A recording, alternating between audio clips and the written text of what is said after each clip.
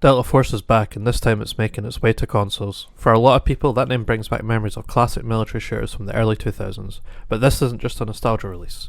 The new entry is aiming to carve its space alongside the big hitters of the FPS genre, with large-scale warfare modes and intense extraction mode built around looting and survival, and even a full single-player campaign. What stands out immediately on this game is the ambition. For a free-to-play title, Delta Force doesn't just dabble in one corner of the FPS market, it tries to cover all of them.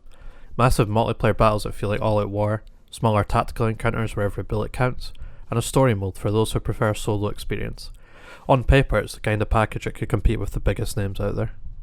But ambition alone isn't enough. The question is whether the execution lives up to the promise. Does the warfare mode really capture that immersive, boots-on-the-ground military chaos like Battlefield? Can the extraction mode deliver the intensity of Tarkov? And is the campaign strong enough to pull players in? In this review, I'll be breaking down each of these modes, the good, the bad, where things feel unfinished, and to answer one simple question. Is Delta Force worth your time, or should you just wait for Battlefield 6? So let's talk about the Warfare mode. Warfare mode is the heart of Delta Force, and honestly it's where the game feels the most ambitious. These are large-scale battles where one team attacks and the other defends, with both infantry and vehicles on the field. Tanks, helicopters, and armoured transports all add layers of chaos, and when everything is firing on all cylinders, it really does feel like you're in the middle of a war zone. The attack and defense structure works really well here. Objectives are clear, and there's a natural momentum to each match as one side pushes and the other scrambles to hold ground. Even in the early hours, there's a sense of scale and immersion that's hard to ignore, especially considering this is free to play. If you have watched this far, why not like and subscribe to the video? It helps me out a lot. Anyway, as I was saying, when Warfare gets most interesting is its gunplay and customizations. The weapons feel responsive and there's a decent variety to choose from. Rifles, SMGs, LMGs, snipers, and the heavier gear you expect to find in military shooters.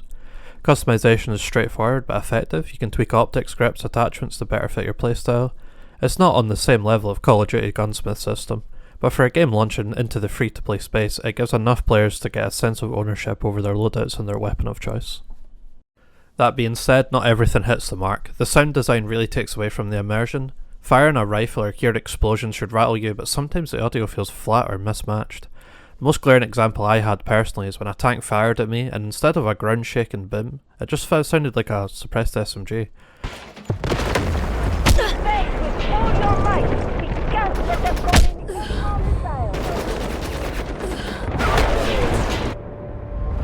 It breaks the illusion of being in an all-out war, and it makes encounters feel less intense than they should be. Still, Warfare mode is easily the highlight of Delta Force. It's the kind of mode that will keep players coming back, and if the devs put more work into polishing the sound and tightening some of the mechanics, it really could stand toe-to-toe with some of the other big-name shooters out there. Let's talk about extraction mode now. Extraction mode is Delta Force's take on popular looter-shooter Tarkov style of gameplay, and for a free game it actually delivers a solid experience. At its core, the mode drops you and your squad into a hostile environment, where the goal is to gather loot, complete objectives, and make it out alive before the other squads or AI take you down. The basics are all here: scavenging for weapons, gear, and resources, weighting the risk of pushing deeper for better loot versus heading to the extraction early, the constant tension of not knowing if another team is waiting to ambush you, and more. The formula isn't new, but it's executed well enough that each run feels unpredictable and intense in its own way. What makes extraction mode fun is that moment-to-moment loop of looting, shooting, and escaping. Clearing a building with your squad, finding a rare weapon, and then sweating your way to the extraction points creates for some really great moments.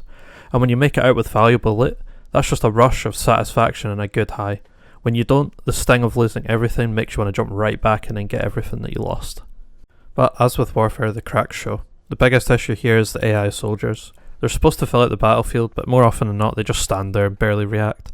We've had situations where entire groups of enemies didn't fire back, which turns what should be a tense firefight into target practice. Against other players, this mode really shines, but when AI involved, it's not great. The sound design issues also carry over here. Guns and explosions sometimes lack impact, which kills the tension when you're supposed to feel under constant threat. In a mode that thrives on immersion and atmosphere, this weakness stands out even more. That being said, for a free game, this mode is a pleasant surprise. It's not trying to reinvent the genre, but it does enough right to give players a reason to keep coming back. If the developers can improve the AI and fix the sound design, Extraction could easily be one of the stronger free-to-play takes on this style of gameplay. Let's talk about the campaign now. Delta Force's campaign is something I was not expecting to leave such an impression, but it turned out to be one of the most polished parts of the game. It mixes large-scale military set pieces with smaller, character-driven missions that give the story a surprising amount of weight.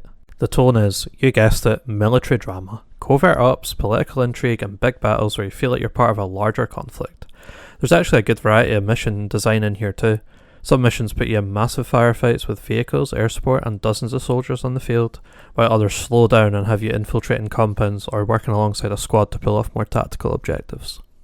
The pacing is also a step up compared to a lot of other shooters in this space. It doesn't just throw wave after wave of enemies at you, but instead it balances action with quieter moments where you regroup, plan, or get more invested in the characters around you.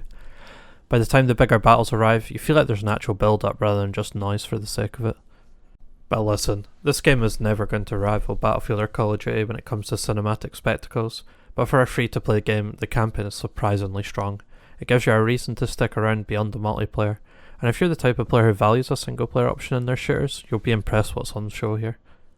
Let's talk about the strengths and weaknesses. Delta Force definitely has things going for it. The Warfare mode is the standout. Large maps, vehicles, and attack and defend gameplay that really makes you feel like you're part of a huge battle. For a free-to-play shooter, it's impressive how much scope it offers right out the gate. The Extraction mode is another win. It has all the core elements you'd want. Looting, tense shootouts, and that risk versus reward loop that makes every run feel exciting.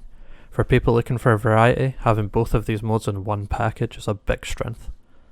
But the weaknesses are just as noticeable. The audio design is rough at best. Getting shot at by a tank should not sound like someone's firing a suppressed rifle at you, but right now it does. It breaks immersion in a game that otherwise does a good job of pulling you in. The AI is another major problem. In Extraction, enemy soldiers just stand there and don't shoot back. It really does kill the tension and makes fights feel cheap. These are the things that really drag the game down and stop it from hitting that S tier level.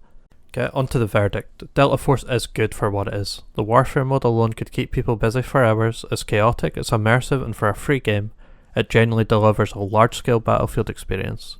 The Extraction mode adds another layer of fun, especially if you're into that looting and survival style of gameplay. But the flaws cannot be ignored here. The sound design is a big issue, and the broken AI makes Extraction feel unfinished. These things don't completely ruin the game, but they do stop it from being on the same level as the biggest names in the genre. If I had to put a number on it, I'd call it a 7 out of 10, and probably a B on the tier list. It's better than expected for a free-to-play title, and worth downloading if you're curious, but it's not polished enough to replace the heavy hitters. But I do think it's a great option to hold you over, especially with Battlefield 6 on the horizon. So, that's Delta Force. It's a game that does a lot right, especially considering it's free. Warfare mode delivers us massive battles that really pull you in, and Extraction has the looting, shooting, and tense encounters fans of the genre will enjoy.